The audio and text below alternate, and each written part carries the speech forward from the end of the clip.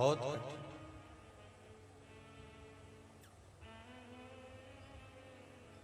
इसीलिए शायद कहा गया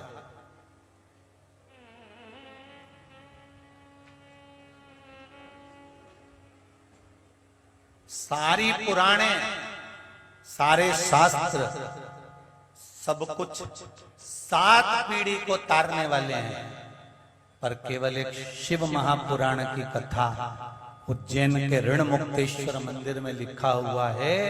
केवल एक शिव महापुराण की कथा ऐसी है जो 7 पीढ़ी नहीं, मनुष्य की 71 पीढ़ी को तार देती है। केवल 7 तक सीमित नहीं है, 71 पीढ़ी तक सीमित है।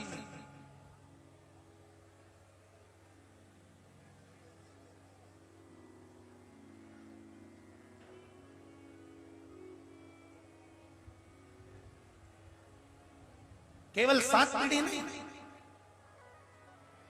जैसे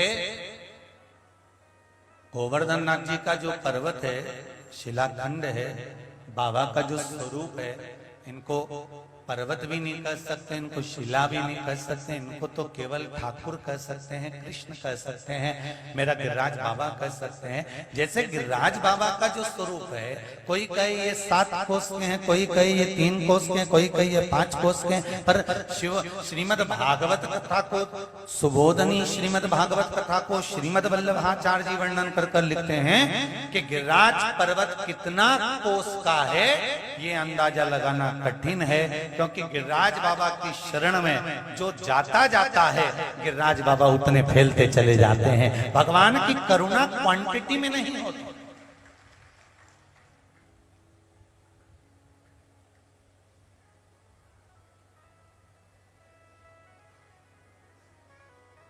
क्वांटिटी में करुणा नहीं है।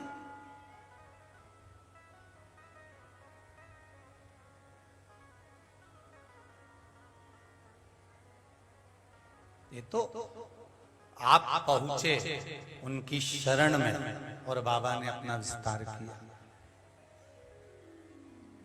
एक पत्र आया, देखिए।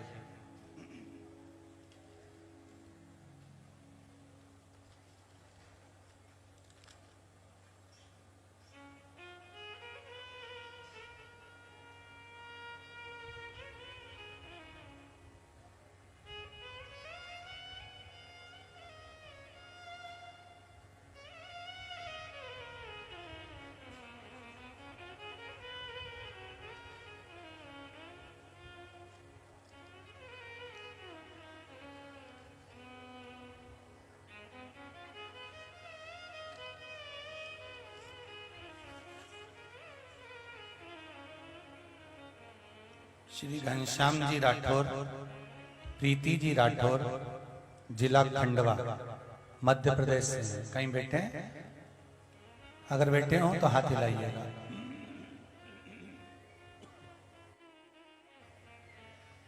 घनश्याम जी राठौर, प्रीति जी राठौर, कहीं बैठे हो तो हाथ हिलाइएगा। दिख गए क्या? पत्र में लिखा है,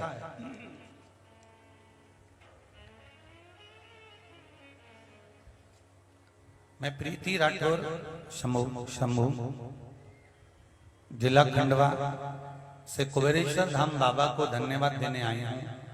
महादेव की कृपा से मैं क्या बखान करूं। 27/12/2021 को सीहोर बाबा के धाम आई थी। बड़ी परेशानी में और तकलीफ से गुजर रहा था मेरा परिवार। हमने हमारा मकान बेचा और जिसने खरीदा था उससे रजिस्ट्री भी करा दी। हमारा पेमेंट बाकी रह गया था, वो दे नहीं रहा था लाखों रुपए। उसने कहा था बैंक से लोन होगा तब दूंगा, पर उसका लोन भी नहीं हुआ और पैसा अटक गया, वो देने को तैयार नहीं हुआ। तब बाबा से विनती कर गए और बाबा ने ऐसी कृपा करी कि हम 27/12 को यहाँ पर आए थे और बाबा से कहकर गए, और बाबा की कृपा से यहां से जाने के बाद शिव जी ने ऐसी कृपा कर दी कि वो खुद आकर पेमेंट देकर चले गया। ये शिव कृपा। और दूसरा पत्र एक पर्चे पे लिखा है, शायद कोई कागज है ऐसा साधारण। शांति भाई मंदसौर से हैं, जिला सीतामऊ से आई है। आप ही हैं? दोनों हाथ हिला दो एक बार। हर हर महादेव। मैं अपनी बेटी के विवाह के लिए पशुपति व्रत किया था। गुरुजी, बाबा से निवेदन कर कर जब व्रत करना प्रारंभ करा, दूसरा सोमवार का व्रत पूर्ण हुआ और मेरी बेटी की जो शादी नहीं हो रही थी वो शादी दूसरे सोमवार को ही पक्की हो गई। बेटी भी आई है। हर हर महादेव, बाबा की कृपा। अब बाबा की कृपा से 14 मई को शादी हुई है और 14 जून को हम बाबा को नमन करने के लिए यहाँ पहुंच गए हैं और बाबा से विनती करने के लिए यहाँ पर आए हुए हैं कि बाबा ने हमारी बात स्वीकार करी। कुबेर भंडारी को नमन। शिव कृपा। बैठिए, शंभू की दया है।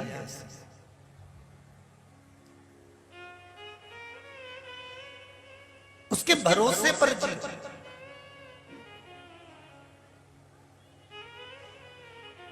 थोड़ा ध्यान दीजिएगा। अगर आपके पास में पैसा होगा ना और आप अगर कोई गलत काम कर दोगे तो पैसे से उस दोष को तुम मुक्त हो सकते हो।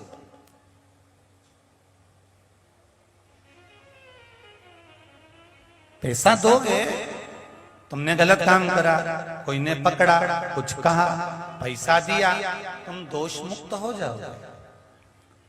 पर पैसा यदि तुम्हारे पास में है तो तुम दोष मुक्त हो सकते हो, छूट सकते हो, बरी हो सकते हो, रिहा हो सकते हो।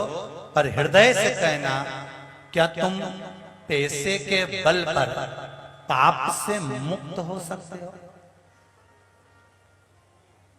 पाप से मुक्त होने के लिए धन मूल नहीं है।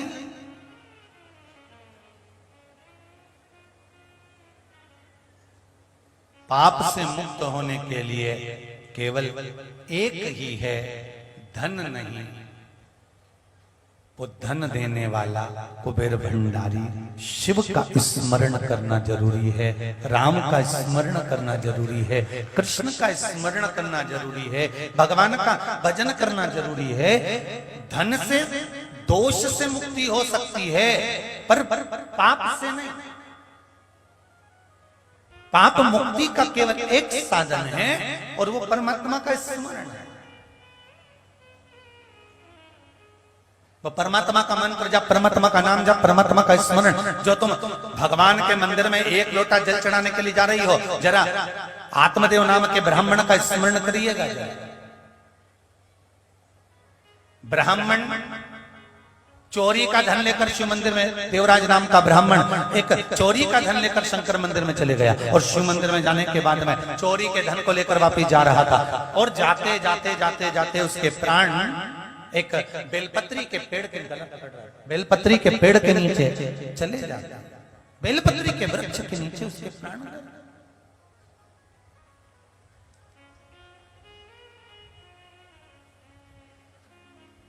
जब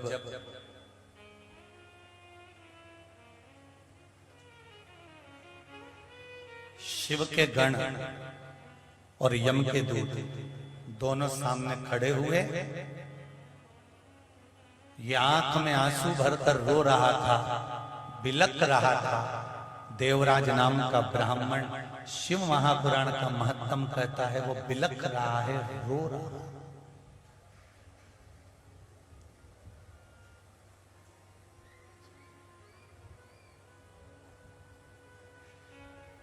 बिलख रहा, रो रहा।